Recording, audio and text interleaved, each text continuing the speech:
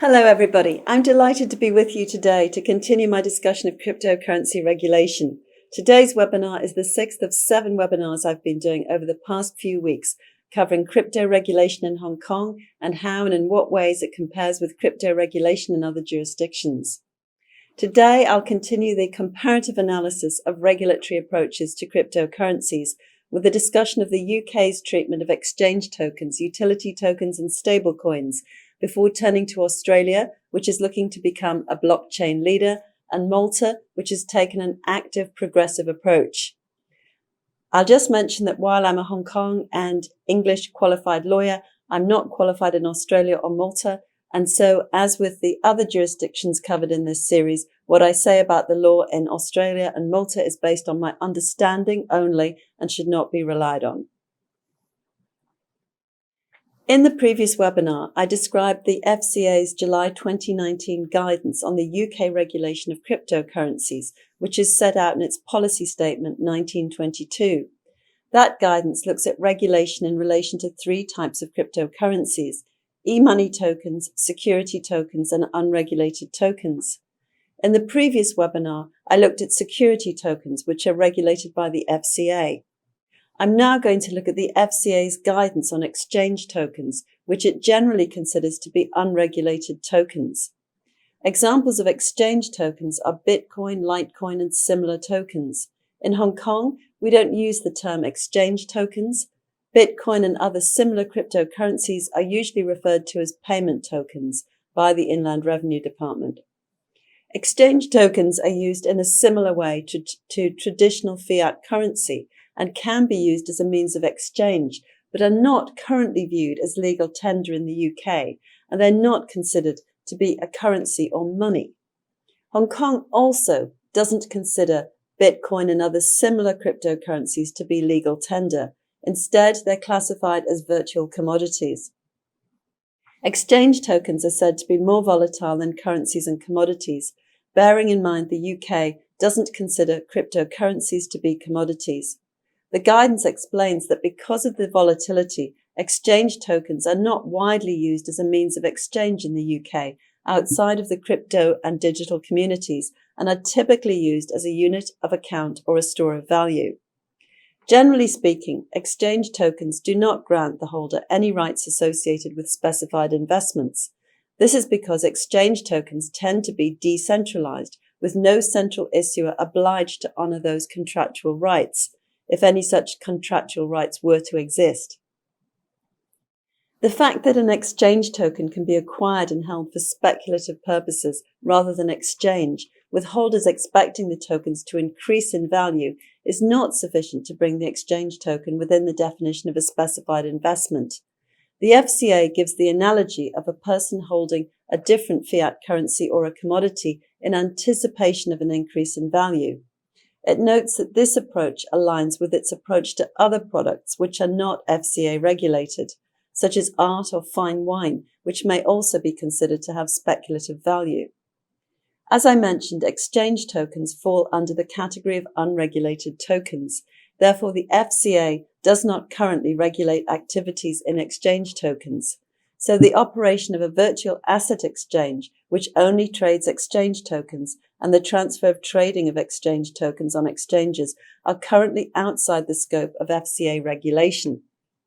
This is also the case in Hong Kong, where exchanges are required to be licensed and regulated where they trade at least one security token, which Bitcoin is not.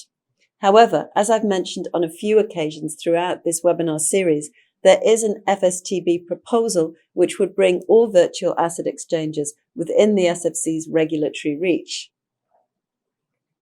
While the operation of a virtual asset exchange falls outside the FCA's regulatory ambit, amendments to the UK's Money Laundering, Terrorist Financing and Transfer of Funds Information on the Payer Regulations 2017, the MLRs, extended AML and CTF regulation to crypto asset exchange providers, CEPs, and custodian wallet providers, CWPs, from the 10th of January 2020. The revised MLRs apply to crypto asset exchange providers and custodian wallet providers, which carry on business in the UK. Both types of entity are now included in the definition of relevant persons and are now under the same AML and CTF obligations to carry out customer due diligence and report suspicious transactions as the other entities characterized as obliged entities, such as financial institutions and money service businesses. Crypto asset exchange providers and custodian wallet providers are required to register for AML supervision with the FCA as the responsible authority for supervision and enforcement of the AML CTF aspects of crypto asset businesses. In Hong Kong, similar developments are underway, with the FSTB proposal, which will extend the application of the provisions of Schedule 2 to the Anti-Money Laundering and Counter-Terrorist Financing Ordinance to a wider scope of crypto businesses, with the SFC being the responsible authority for licensing and supervision. The Hong Kong consultation closed on the 31st of January 2021. However, it may be some time before the regime is put in place. So let's take a look at some of the important definitions under the UK's money laundering regulations. Firstly, a crypto asset exchange provider means a firm or sole practitioner who by way of business provides one or more of the following services, including where the firm or sole practitioner does so as creator or issuer of any of the crypto assets involved when providing such services, exchanging or arranging or making arrangements with a view to the exchange of crypto assets for money or money for crypto assets, exchanging or arranging or making arrangements with a view to the exchange of one crypto asset for another, or operating a machine which uses automated processes to exchange crypto assets for money or money for crypto assets. Crypto asset exchange providers therefore include crypto exchanges, which exchange crypto assets for money or other crypto assets, the operators of crypto ATMs, and the issuers of crypto assets in initial coin offerings or initial exchange offerings. The definition would also capture the operators of peer-to-peer exchanges, which facilitate the exchange of crypto assets for money or other crypto assets between buyers and sellers.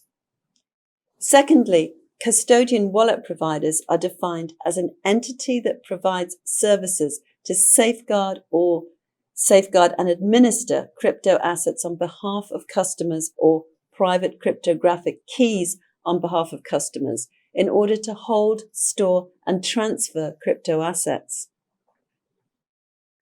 Under the MLRs, a crypto asset is defined as a cryptographically secured digital representation of value or contractual rights that uses a form of distributed ledger technology and can be transferred, stored, or traded electronically.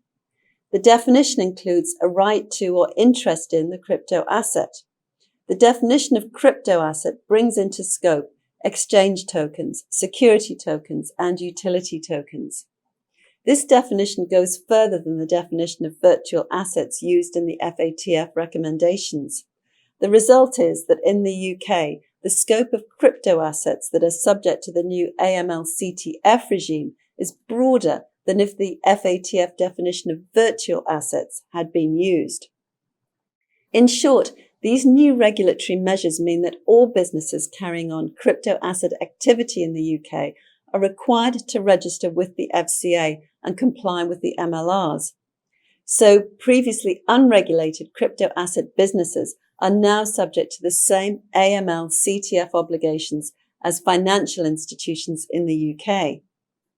The AML-CTF regime for businesses engaging in activities related to virtual assets is broader than is currently proposed for Hong Kong.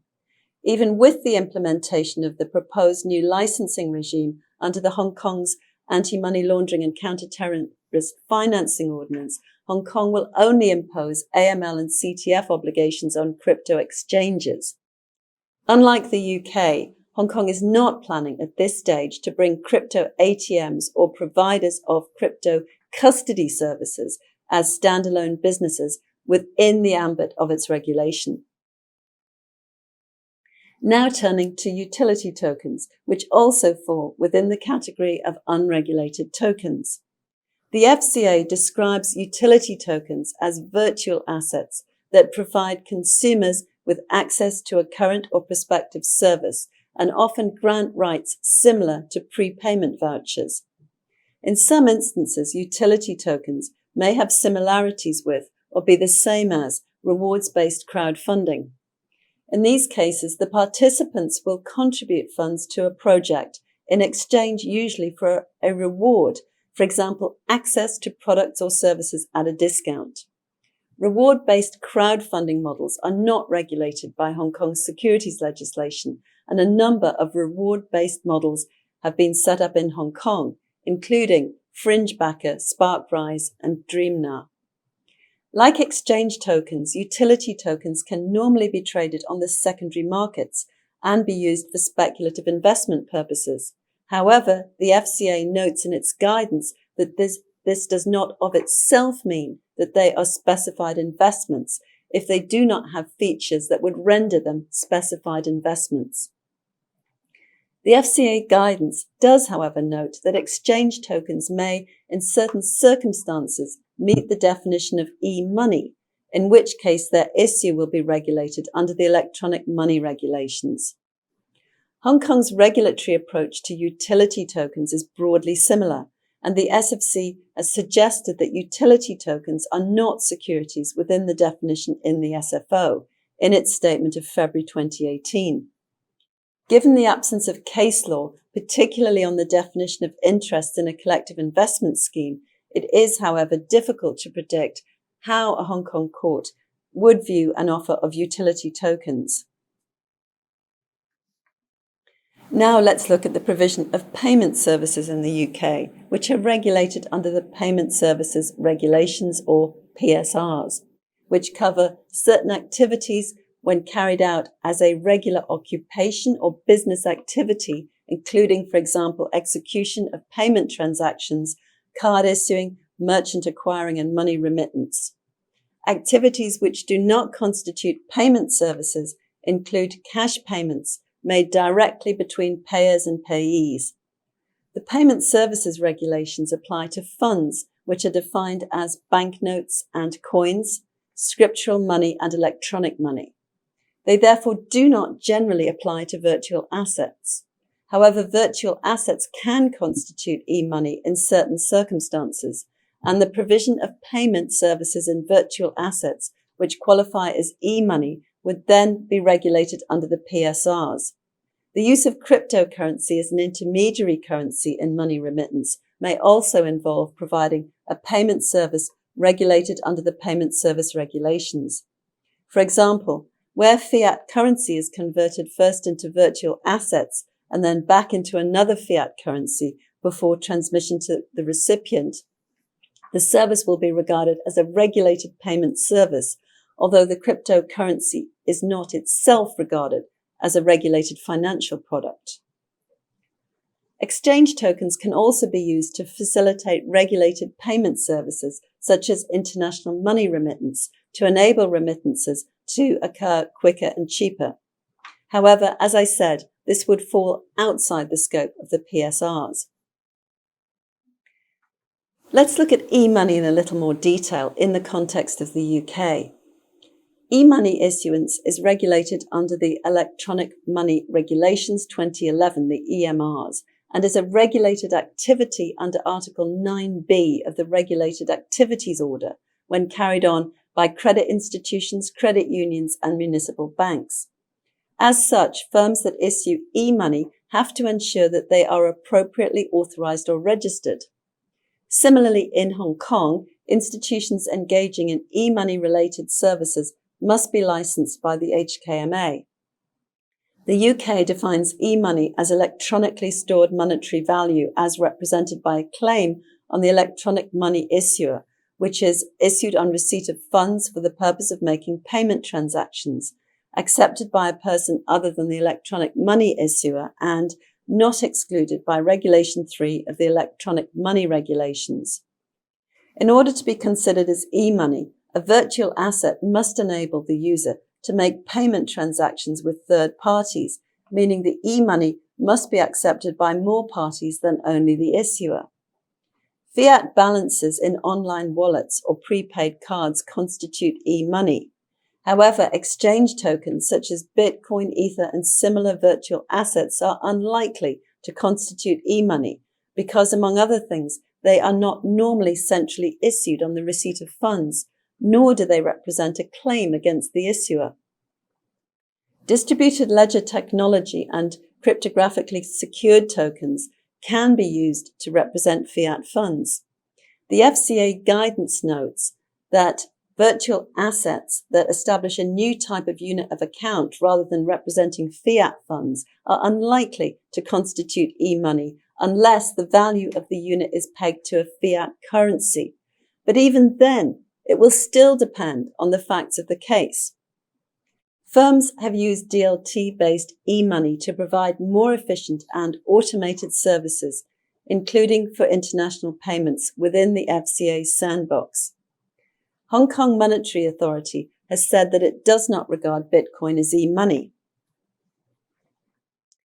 Now let's look at the UK's regulatory approach to stablecoins, which are virtual assets where attempts have been made to stabilize their value using various mechanisms.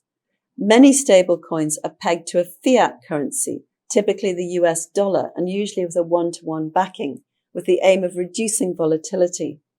Stablecoins can also be stabilized in other ways, for example, by being backed by particular assets, which could include specified investments or commodities, such as gold or a basket of crypto assets. Other stablecoins are stabilized using algorithms that increase or decrease the supply of the stablecoin to maintain a stable price. In the UK, stablecoins can fall into any of the three categories of tokens: e-money tokens, security tokens, or unregulated tokens. Although the HM Treasury stated in its January 2021 consultation paper that they are currently more likely to be unregulated exchange tokens or e-money tokens. However, in this consultation paper, the UK outlines its proposal to introduce a new category of regulated tokens to capture stable coins, to be known as stable tokens, with the proposed regulatory regime covering stable tokens used as a means of payment. This would cover entities issuing stable tokens and firms providing services relating to stablecoins, directly or indirectly to consumers. The UK government outlined that they are seeking to regulate stablecoins due to their potential application to retail and wholesale transactions and the risks they present for consumers. It's proposed that the scope of the definition will extend to stablecoins that are linked to a single fiat currency and stablecoins whose value is linked to an asset other than a single fiat currency, for example, gold or multi-currency. Algorithmic stablecoins will be excluded from the scope of the proposals for the time being, as will security tokens, which are already regulated. As for e-money tokens, they are, as I mentioned earlier, regulated under the e-money regulations, and it's proposed that those requirements will continue to apply. However, where e-money tokens are also stable tokens, they may be subject to enhanced requirements under the new regime if they have significant potential to become systemic. In Hong Kong, as is the position in the UK currently, there's no distinct regulatory regime or framework for stablecoins. Their classification and regulation of related activities ultimately depends on a number of considerations. That is, they do not have a central issuer, the underlying asset or assets, and so on. So that concludes my comparative analysis of crypto regulation in the UK, and we're now going to turn to Australia. First, let me look at the regulatory treatment of ICOs in Australia. The Australian Securities and Investments Commission, ASIC, updated its guidance on ICOs and virtual assets, detailed in its information sheet 225, Initial Coin Offerings and Crypto Assets, Info 225, on the 30th of May 2019. Info 225 sets out how the Corporations Act may apply to the raising of funds through an ICO and to other activities involving virtual assets such as cryptocurrencies, tokens, or stablecoins. Under the current regulatory regime, when the virtual asset issued is an ICO and it's a financial product, the issuer will need to consider and comply with the relevant capital raising provisions of the Corporations Act, Australian Financial Services licensing requirements, and other regulatory requirements. For non-financial products, the regulatory restraint on capital raising don't apply, but entities have to comply with other relevant laws and obligations, such as the Corporations Act, ASIC Act, Australian Consumer Law, and anti-money laundering, and know your client obligations. Let me first look at the first category of ICOs, those constituting or involving a financial product. The Corporations Act is likely to apply to an ICO that involves a financial product, such as a managed investment scheme, security derivative, or non-cash payment facility. Australia, like Hong Kong, doesn't consider Bitcoin to be a financial product. The key consideration when assessing an ICO's legal status as a financial product are the rights attached to the virtual assets, which are normally set out in the ICO's white paper, the offer document issued by the business making the offer or sale of an ICO virtual asset. However, rights, a term which is broadly interpreted to include possible future rights, contingent rights, and rights that may not be legally enforceable, can also be determined from other circumstances. For example, how the ICO or crypto asset is marketed to potential investors. However, it's worth bearing in mind that the characterization of an ICO or crypto asset can evolve over time, that is, over the course of product development. So it's important that this is monitored and that ongoing disclosure is made to investors where necessary. Importantly, irrespective as to whether an ICO constitutes or involves a financial product or not, the Australian consumer law applies, and so the various prohibitions, including the prohibition against misleading or deceptive conduct, has to be complied with. Let me look at more detail at the types of financial products in managed investment schemes. ASIC has outlined that, in their experience, many ICOs involve interest in a managed investment scheme, which is a form of collective investment vehicle comprised of three elements: the contribution of money or assets, for example, other virtual assets, to acquire an interest in the scheme, which will typically be a type of financial product under the Corporations Act. Any of the contributions are pooled or used in a common enterprise to produce financial benefits or interests in property, for example, using funds raised from contributors to develop the platform for purposes that include providing a financial benefit for contributors, for example, from an increase in the value of their crypto assets, and contributors lack day-to-day control of the operation of the scheme, but at times may have voting rights or similar rights. If the rights and value of the virtual assets are related to an arrangement where these three elements are present, the virtual asset issuer is likely to be offering interests in a managed investment scheme. In particular, ASIC has stated that where an ICO issuer frames the entitlements received by contributors as a receipt for a purchased service and the value of the virtual assets acquired is affected by the pooling of funds from contributors or the use of those funds under the arrangement, then the ICO is likely to be a managed investment scheme. This is particularly likely to be the case where the ICO is offered as an investment. However, it's not clear in what circumstances an ICO will be deemed to produce a financial or other benefit for those holding interests in the scheme. It would seem to clearly cover the situation where the ICO operates essentially as a tokenized fund. For example, where the amounts paid by subscribers of the crypto assets are used to invest in properties or companies, and the profits arising from those investments are shared among the holders of the crypto assets.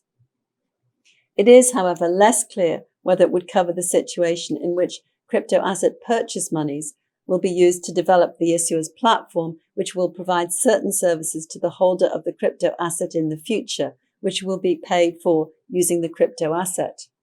The questions in that scenario are, would the future services available to holders of the virtual assets constitute a benefit which would bring the arrangement within the scope of a managed investment scheme? If the value of the virtual assets increases such that holders can realize a gain on selling their virtual assets, either on a virtual assets exchange or privately, would this be a benefit, which would bring the arrangement within the scope of a managed investment scheme?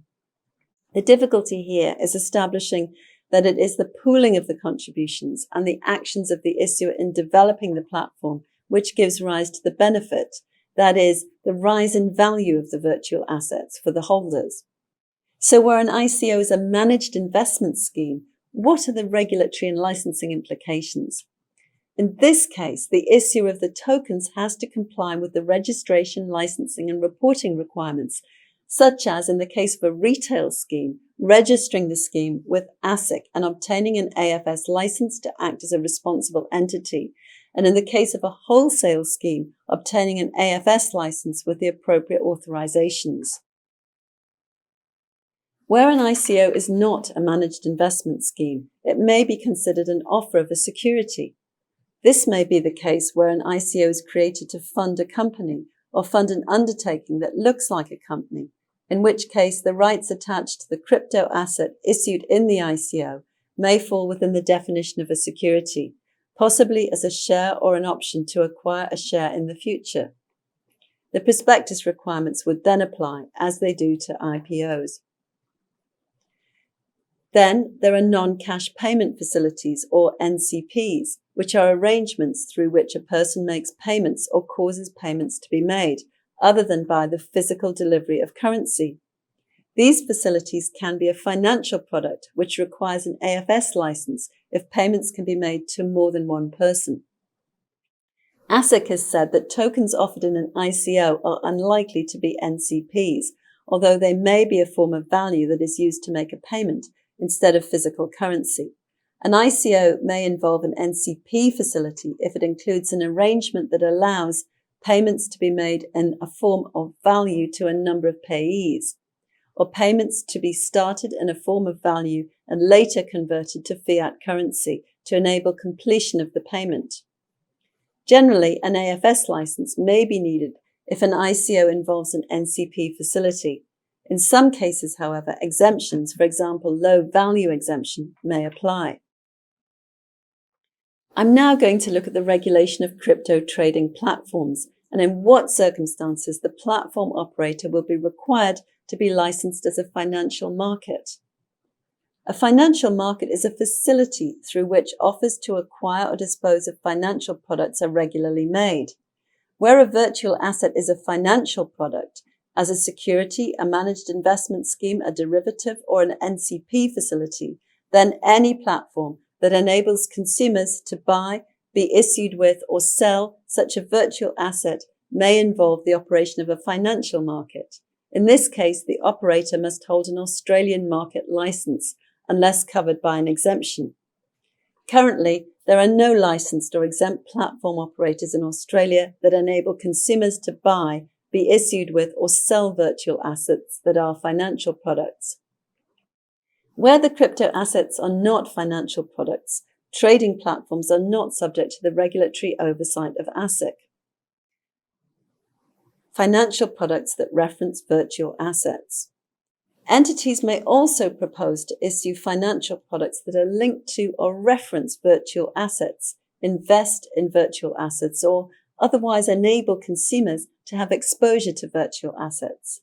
In these cases, the entities will be providing a financial service in issuing such financial products and may require a new Australian Financial Services AFS license or license variation, such as a new product authorization. Australia has amended its Anti-Money Laundering and Counter-Terrorism Financing Act of 2006 to regulate the operators of digital currency exchanges. The revised legislation came into effect in April 2018 and requires digital currency exchanges to register with AUSTRAC. Registered exchanges are required to comply with anti-money laundering and counter-terrorist financing obligations.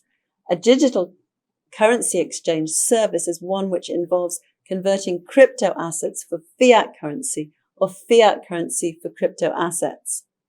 Where the service is provided as a business, the exchange needs to be registered as a digital currency exchange with AUSTRAC unless an exemption applies.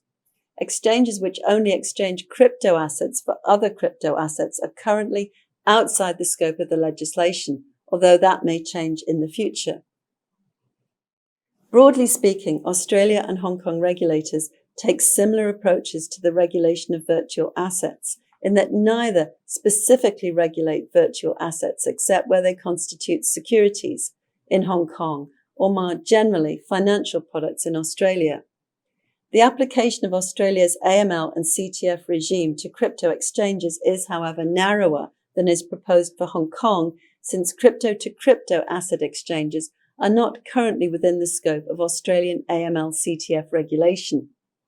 In Hong Kong, exchanges which trade any virtual asset which is a security are already required to be licensed by the SFC and must comply with the AML and CTF obligations for licensed entities. In the proposals for licensing exchanges that trade virtual assets that are not securities, and assuming these go ahead, they too will be subject to AML CTF compliance, even if they only exchange virtual assets for other virtual assets. Now let's turn to our financial comparison of today's webinar, the final one, Malta. Malta is one of a number of jurisdictions which have sought to establish themselves as crypto hubs by adopting crypto-friendly regulation. Malta was one of the first jurisdictions to implement laws setting the regulatory framework for blockchain and DLT, cryptocurrency and digital assets. In November 2018, the Virtual Financial Assets Act, governing ICOs and virtual asset exchanges and service providers, came into effect, together with two other laws, with the aim of positioning Malta as one of the world's leading blockchain jurisdictions. Despite this progress, Malta has had a number of challenges. For example, it was reported that Binance, one of the largest crypto exchanges, had been operating out of Malta. However, in February 2020, the Malta Financial Services Authority issued a statement denying that Binance had ever been regulated in Malta or that the exchange ever had leave to operate in Malta, saying that Binance is not authorized by the MFSA to operate in the cryptocurrency sphere and is therefore not subject to regulatory oversight by the MFSA. The second largest crypto exchange, OKX, still appears to be operating from Malta, and in September 2020, two crypto exchanges, Blue Trade and Bquant, announced plans to set up operations in Malta. Malta's ambitions and much-hyped blockchain island dreams are, however, perhaps dwindling somewhat. Malta's Financial Services Authority has reported that 57 or 70% of the companies which were allowed to provide VFA services during a transition phase ending in October 2019 did not apply for a VFA service license to continue providing those services. Only 26 companies, of which a majority were cryptocurrency exchanges, proceeded to initiate the application procedures under the VFA Act. A handful of companies received in-principle approval at the end of 2020. In November 2020, Crypto.com announced that it had received in-principle approval for a Class 3 VFA license, one of the first crypto platforms to receive this, allowing them to provide VFA services but not operate a crypto exchange. And in December 2020, CoinDeal announced it was the first company to obtain in-principle approval for a Class 4 VFA license, allowing them to operate a VFA exchange and provide VFA services. So let me look at the VFA Act in a little more detail. The VFA Act sets out the framework for virtual financial assets, including ICOs, and entities that deal with them, such as virtual asset exchanges, investment advisors, custodian wallet providers, brokers, and portfolio managers. Malta adopted a financial instruments test, which must be conducted by anyone proposing to issue an ICO in or from Malta to determine the type of asset being created and the law applicable to the ICO and the token itself. Where the asset in question is determined to be a virtual financial asset, or VFA, defined as any form of digital medium or recording that is used as a digital medium of exchange, unit of account, or store of value that is not a financial instrument, a virtual token or electronic money, it will be regulated under the VFA Act. So let me look at each of those definitions. First, a financial instrument. A financial instrument is defined under the European Union's Markets in Financial Services Directive, MiFID, and Malta's Investment Services Act, and activities related to financial instruments are regulated under the Investment Services Act. Secondly, a virtual token, a token whose utility, value, or application is restricted solely to the acquisition of goods or services, either solely within the DLT platform, on or in relation to which it was issued, or within a limited network of DLT platforms. Virtual tokens are typically utility tokens whose only utility and value is to acquire goods or services within the DLT platform on which they are issued. Activities relating to virtual tokens are unregulated. And finally, electronic money. To qualify as electronic money, a DLT asset has to be issued at par value on receipt of funds by the issuer and be redeemable at any time only by the issuer. It should be used for making payments and must be accepted by a person other than the issuer as a means of payment. If a DLT asset is convertible into another type of DLT asset, it will be treated as the DLT asset type into which it may be converted. Generally, most virtual assets will be virtual financial assets. Compared with Hong Kong, the main difference is that we currently have no specific legislation applicable to ICOs or virtual assets. That will change, however, if the FSTB's November 2020 proposals for the licensing of virtual asset exchanges under Hong Kong's anti-money laundering legislation are implemented. Further, in Hong Kong, there is no strict distinction between the different types of tokens, except for where tokens have the characteristics of a security. Otherwise, all tokens are considered virtual commodities. So, how are the VFA offerings treated under the Maltese regulatory regime?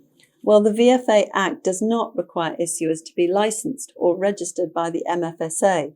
However, they are required to issue a white paper which meets various requirements specified in the VFA Act. This requirement applies to any entity which proposes to offer a virtual financial asset to the public in or from Malta, or to apply to trade a virtual financial asset on a DLT exchange. The definition of a VFA issuer refers only to legal entities formed under the laws of Malta, so issuers have to be incorporated in Malta if they wish to conduct a VFA offering, i.e. an ICO. A white paper is not required if the DLT asset is determined to be a virtual token, which is not regulated by the VFA Act.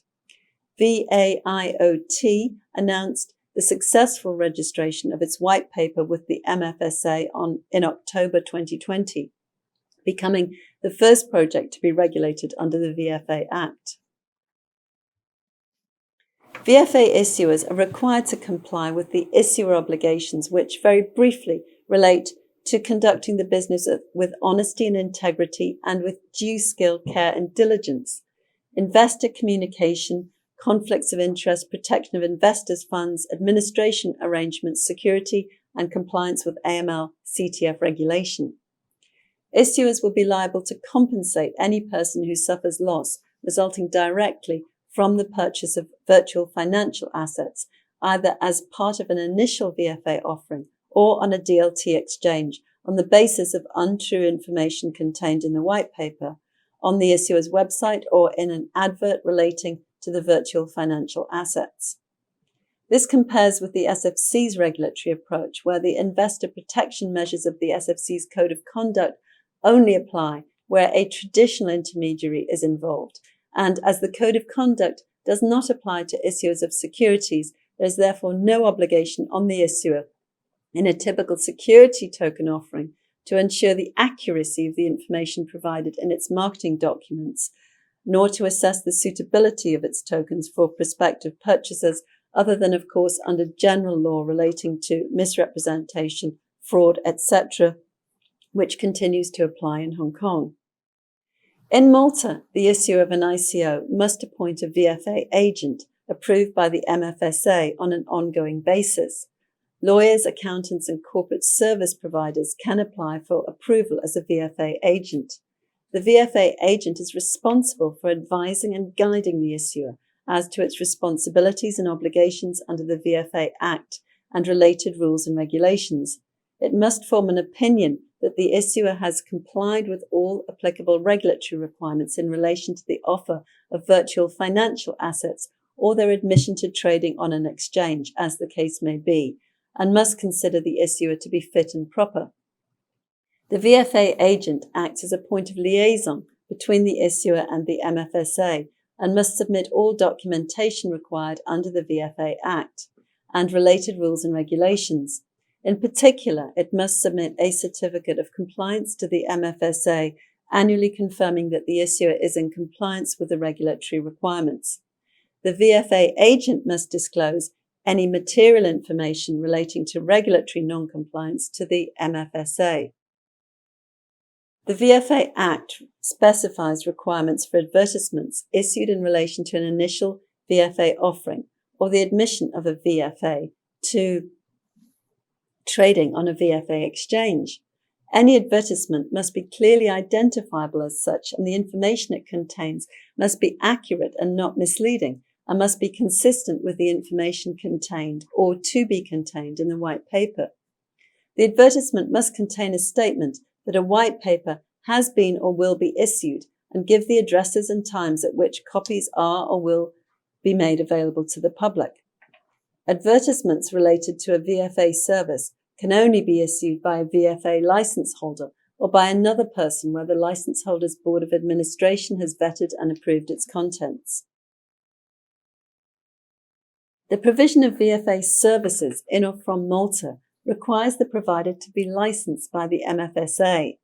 Examples of VFA services include portfolio management, custodian or nominee services, providing investment advice in relation to virtual financial assets, placing virtual financial assets, operating a VFA exchange, reception and transmission of orders relating to virtual financial assets, execution of orders, and dealing on own account. An entity seeking a VFA license must appoint a registered VFA agent to submit the application. The MFSA may grant or refuse to grant a license, which may be general or restricted to the provision of specified VFA services.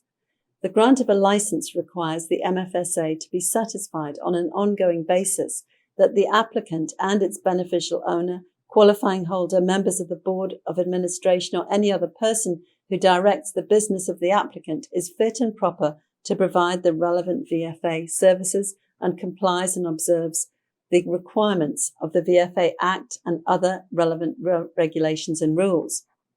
If the applicant is a natural person, that person is a resident of Malta.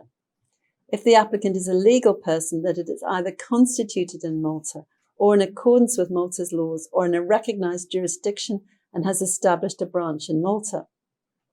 Its purposes or objects must be limited to acting as a licence holder and carrying out ancillary or incidental activities, and must not include purposes or objects which are not compatible with the VFA services of a licence holder. Non-compatible purposes or objects include any activity that requires authorisation by the MFSA under any Maltese law other than the VFA Act, and its actual activities are compatible and related to VFA services. The licence may be granted subject to any conditions the MFSA deems appropriate and may be subsequently revoked, or additional conditions may be imposed. The MFA's decisions to grant or refuse to grant a licence will be guided by its objectives of investor and public protection, protection of Malta's reputation, promotion of innovation and competition, and the sustainability and reputation of the applicant and parties connected to it. There are a number of other grounds on which the MFSA may refuse to grant a licence, including if it considers that the applicant does not have sound and prudent management, robust administration arrangements, and adequate internal control or security mechanisms, or that the applicant has close links to a person or persons that prevent it from exercising effective supervision of the applicant, or that granting a licence to the applicant could pose a risk to investors, the general public, Malta's reputation, and promotion of innovation or competition. The MFSA can suspend or cancel a license for reasons which include, but are not limited to, the license holder doesn't start to provide the VFA service within 12 months from the date of issue of the license, a license holder has ceased operations as a result of a merger, if the license holder is declared bankrupt, goes into liquidation, or makes a composition with its creditors, or is otherwise dissolved, or at the written request of another competent regulatory authority regulating the license holder. The VFA Act imposes standards of conduct on license holders, including requirements that they act honestly, fairly, and professionally, comply with the requirements of the VFA Act and any related rules and regulations, and fiduciary duties towards their customers. License holders must maintain systems and security access protocols to appropriately high standards. As I've mentioned, Hong Kong is proposing to introduce a new licensing regime for operators of virtual asset exchanges, which, if adopted, would be much narrower in scope than Malta's licensing regime. A number of other activities in Hong Kong are already regulated, including operating a trading platform where at least one virtual asset traded is a security, managing a fund investing in virtual assets in certain circumstances, and distributing a fund that invests in virtual assets. The VFA Act creates offences of insider dealing, market manipulation, and unlawful disclosure of inside information in relation to virtual financial assets that are admitted to trading on a VFA exchange, whether carried on inside or outside of Malta. Insider dealing, intentionally recommending or inducing another person to engage in insider dealing, is an offence. Insider dealing occurs where a person possesses inside information and uses that information by acquiring or disposing of, for its own account or for the account of a third party, directly or indirectly, virtual financial assets to which that information relates. It also occurs where a person possesses inside information and recommends on the basis of that information that another person acquire or dispose of virtual financial assets to which that information relates, or induces that person to make an acquisition or disposal, or that another person cancel or amend an order concerning a virtual financial asset to which that information relates, or induces that person to make such a cancellation or amendment. Use of the recommendations or inducements constitutes insider dealing, where the person using the recommendation or inducement is aware that it's based on inside information. Unlawful disclosure of inside information, where a person possesses inside information and discloses that information to any other person, except where the disclosure is permitted by the VFA Act and regulations or rules issued under it. Inciting, aiding, or abetting such an offence is also an offence. Market manipulation is defined as the manipulation or attempted manipulation of a virtual financial asset or a benchmark through the use of an abusive strategy. VFA exchanges are required to have effective systems, procedures, and arrangements in place to monitor and detect market abuse and must report any suspicion of market abuse to the MFSA.